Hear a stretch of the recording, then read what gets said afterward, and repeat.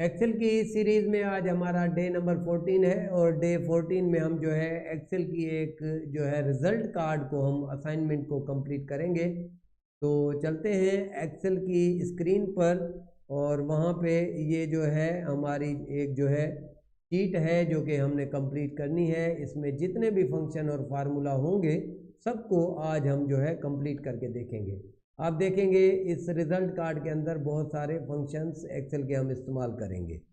तो ये देखें, थोड़ा सा इसको व्यू कर लेते हैं। ये हमारी एक शीट है। आप देखें जैसे ही स्टूडेंट को आप किसी भी स्टूडेंट का नाम देते हैं या रोल नंबर चेंज करते हैं तो उसका total data, name, date of birth, father name, जो भी उसका डेटा है, रिलेटिव डेटा है उसका, वहाँ से ये डेटा जो है फेच करके आ जाता है। सारा उसका रिज़ल्ट कार्ड जो है बन जाता है। ये हमारे पास एक शीट है, उसके अंदर ये डेटा दिया हुआ है और वहाँ से ये डेटा फेच होके रिज़ल्ट शीट में आ रहा है। तो ये सारे फंक्शन आपको इस्तेमाल करके दिखाऊंगा कि ये कैसे काम करते हैं। अब यहाँ पे हम खुद जो है ट्राई करके देखेंगे। ये वाला जो फंक्शन है, यहाँ पे सबसे पहले मैं इसको रिमूव करता हूँ और यहाँ से रिमूव करने के लिए मैं डेटा वैलिडेशन को क्लियर करके आपको दिखाऊंगा कि यहाँ पे नंबर ये कैसे आ रहा है। तो यहाँ पे डेटा में वैलिडेशन, और वैलिडेशन में हमने लिस्ट को लिया है। तो लिस्ट को लेने के बाद हमने इसको जो है इसकी लिस्ट बनाई है, 1 to 10 जो भी है लिस्ट बना देते हैं।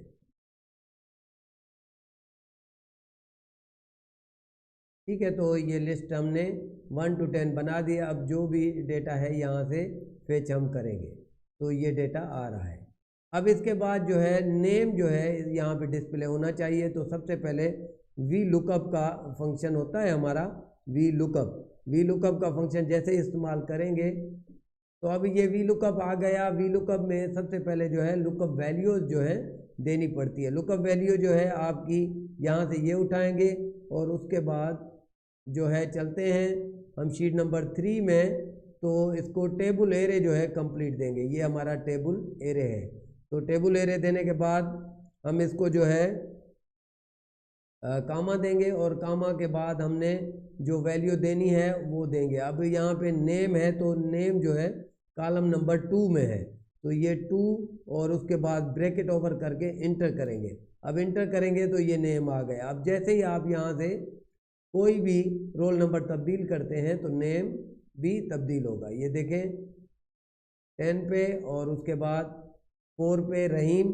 तो इस तरह आप चेंज करेंगे। अब डेट ऑफ बर्थ भी आपको चाहिए तो वी लुकअप जो है मैं लिखता हूँ वी लुकअप, और वी लुकअप के बाद जो है टेब की प्रेस की और उसके बाद ये हमारी रेंज और उसके बाद टेबल वैल्यू। तो टेबल वैल्यू को मुकम्मल सेलेक्ट करेंगे। अब यहाँ पे डेट ऑफ बर्थ था, डेट ऑफ बर्थ नंबर है 4 में, तो इसको कामा लगा के हम 4 देंगे। 4 लिख दिया तो उसके बाद ब्रैकेट ओवर किया, इंटर किया तो ये देखें डेट ऑफ बर्थ आ गई। अब वी लुकअप करेंगे दोबारा। तो मुझे डेटा जो है फादर नेम चाहिए। फादर नेम जो है यहाँ से मैं रोल नंबर को और उसके बाद टेबल की रेंज को जो है देता हूँ। रेंज को देने के बाद फादर नेम जो है 4 के बाद ये 3 पे है तो ये 3 column number 3 and inter bracket over, ये आ गया। अब देखें तो ये सारा वी लुकअप से हमारा डेटा आ रहा है। तो इसको थोड़ा सा मैं बड़ा कर लेता हूँ। ये देखें अब ये सारा डेटा उसी रोल नंबर का जो है 9 पे आप देखें तो 9 पे आपको नज़र आएगा कि 9 पे 9 तो इसमें है नहीं, 8 है। 8 में जो है आपको यहाँ तक जो है आप यहाँ पर 8 दें, 7 दें। अब 7 में देखें तो 7 में आपका जो है जाहिद तोईद और उसका डेट ऑफ बर्थ जो है वो आ रहा है वी लुकअप फंक्शन के ज़रिए। अब चलते हैं वी लुकअप के बाद यहाँ पे आते हैं तो ये जो है हमारी ऑब्टेन मार्क्स हैं। तो ये ऑब्टेन मार्क्स जो है हमने कैसे देनी है। अब ये जो है ऑब्टेन मार्क्स भी वी लुकअप के ज़रिए हम देंगे। वी लुकअप और वी लुकअप के बाद जो है टेब की प्रेस करेंगे तो कौन सा, ये वाला हमारा रोल नंबर है। और उसके बाद रोल नंबर के बाद हम शीट में आते हैं, सारी शीट को हम सिलेक्ट करते हैं। तो इंग्लिश जो है 1 2 3 4 5 6 नंबर पे है तो कामा 6 देते हैं। 6 देने के बाद ब्रैकेट ओवर किया और इंटर किया। अब यहाँ पे ये 6 दिया तो ये इंटर किया। अब उसके बाद जो है यहाँ पे नीचे आते हैं तो ये देखें ये सारा जो है इनका नंबर चेंज हो गया है। अब इसमें थोड़ी सी चेंजिंग करेंगे, ये 6 है तो ये हमारा 7 है। अब 7 है तो इसमें जो है वी लुकअप को हमने क्या करना था, लॉक करना था। अब लॉक नहीं किया था तो इसलिए जो है हमारा यहाँ पे ये देखें ये चेंज हो गया है, अब यहाँ पे 10 हो गया। तो इसको लॉक करते हैं। लॉक करने का तरीका जो है फंक्शन की के साथ F4 प्रेस करेंगे तो ये लॉक हो जाएगा। जितनी भी इसकी वैल्यूज़ हैं वो हम फंक्शन की को प्रेस करके इसको लॉक कर देंगे। ये लॉक कर दिया F4 के साथ। अब इंटर किया तो ये देखें अब वैल्यू जैसे ही हम देंगे तो 32 सब में आ जाएगा। इसमें जो है 6 की बजाय मैं 7 करूँगा, ये 7 है, ये हमारा जो है कॉलम नंबर 8 है, और उसके बाद ये कॉलम नंबर 8 के बाद 9 है और ये 10 है। तो सब की वैल्यू जो है हमारी आ गई। ये सारी वैल्यू वहाँ से हमने फेच की है इस शीट से। अब देखें कि ये जो जाहिद है उसकी जो है वैल्यूज़ है जाहिद की 32, 54, 76, 88 एंड 87। तो ये यहाँ से हमने फेच कर ली है और ये डेटा टोटल आ गया। अब ग्रेड कैसे निकलेगा, सम यहाँ पे इफ़ करेंगे। इफ़ जो है हमारा फंक्शन है तो ग्रेड निकालने के लिए यहाँ पे एक टेबल मैंने बना के रखी है, उसमें आप चेक करें कि आपको ग्रेड कहाँ से कैसे मिलेगा। ये देखें ए जो है 80% है, ये जो है 60 और ये जो है इस तरह जो है दिया हुआ है। अब ये परसेंटेज पहले निकाल लेते हैं इसकी। तो परसेंटेज निकालने से पहले मैं इसको टोटल मार्क्स निकालता हूँ। तो हमारी टोटल मार्क्स जो है वो मैं सम से जो है बनाऊँगा। अब सम जो है आ गया, सम ये हमारी मैक्सिमम टोटल मार्क्स है, ठीक है। तो पासिंग मार्क्स हमारी कितनी थी वो जो है सम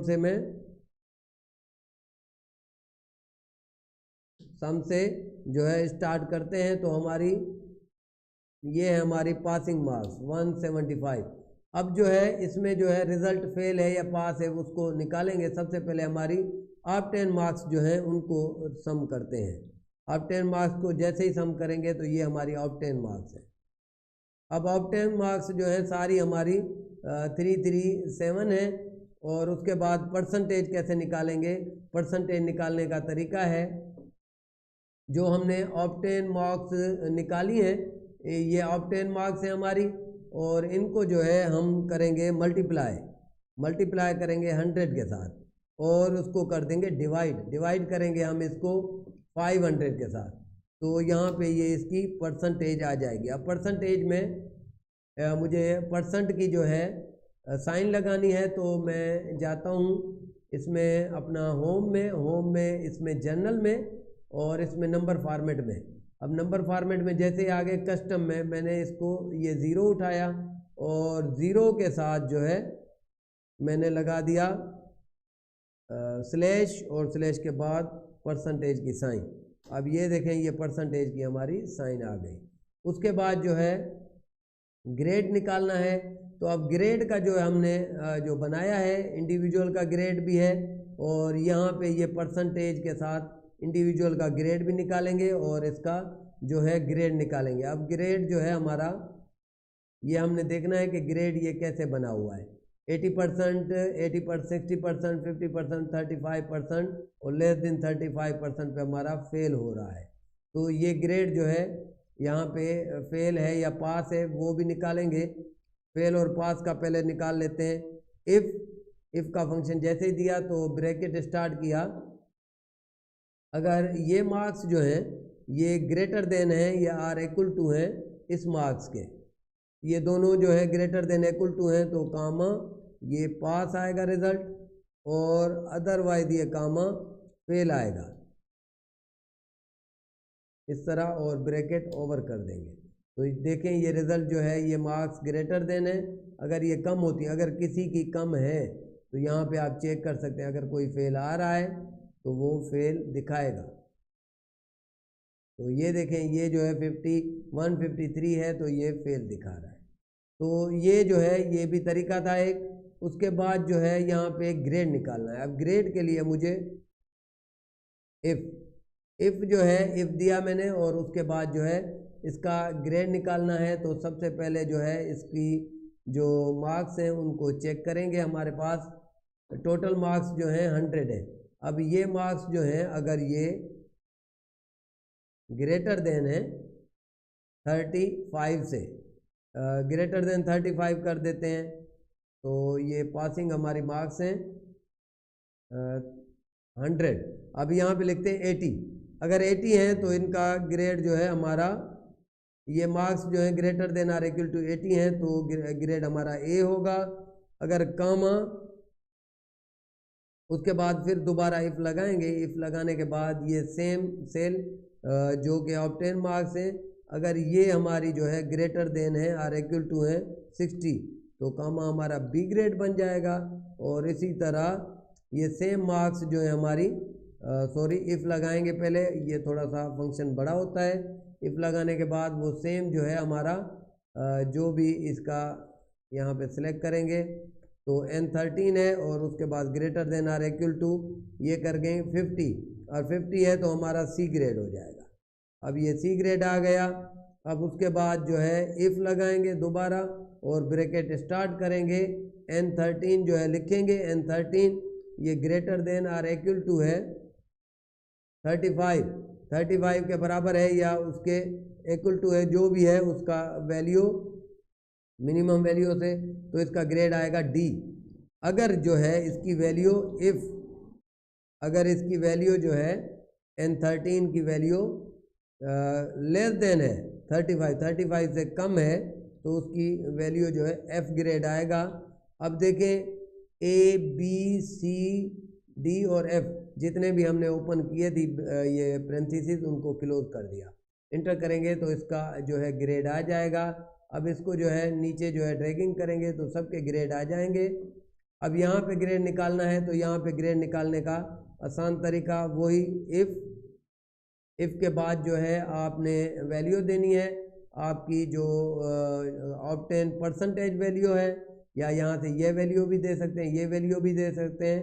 अगर आपकी परसेंटेज ग्रेटर देन है इक्वल टू है 80 के तो ये आपकी जो है कामा हो जाएगा ए ग्रेड। और उसके अलावा कामा इफ़ सेम दिया तो ये वाली जो वैल्यू है ग्रेटर देन इक्वल टू है 60 तो ये कामा हमारा बी ग्रेड आ जाएगा। और उसके बाद इफ़ लगाएंगे और दोबारा ब्रैकेट स्टार्ट करेंगे, ये value greater than or equal to 50 है तो कामा हमारा सी ग्रेड हो जाएगा।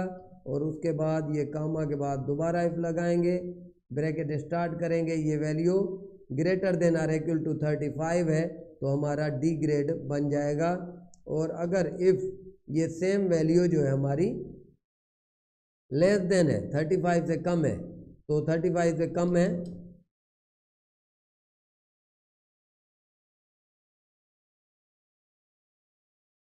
ये लेस देन 35 है तो 35 है तो इसको जो है एफ ग्रेड जो है आप लगा देंगे। कौन सा ग्रेड? F grade. अब ये एफ ग्रेड लग गया तो इसको क्लोज करेंगे 5 टाइम, इंटर करेंगे तो ये आपका ग्रेड आ गया। अब देखें यहाँ पे ये हमने जो भी फार्मूला फंक्शन लगाए हैं 1 बाय 1 आपने इनको देखना है। इस तरह की शीट आपने बनानी है खुद। अब देखें यहाँ पे अगर मैं नंबर चेंज करता हूँ तो उसकी सारी वैल्यू, उनके ग्रेड्स वगैरह सब कुछ आ गए, पासिंग वैल्यू भी आ गई, ग्रेड भी आ गया। तो ये हमारा एक रिज़ल्ट कार्ड है जिसको हमने कंप्लीट किया है। तो आज का हमारा यही लेक्चर था। आपने अच्छी तरह जो है एक्सेल का जो रिज़ल्ट कार्ड है, रिज़ल्ट शीट है, वो बनाना सीख ली है और उसमें जितने ही फंक्शन फार्मूला इस्तेमाल कर सकते थे वो आज हमने करके देखे। Thank you. अल्लाह।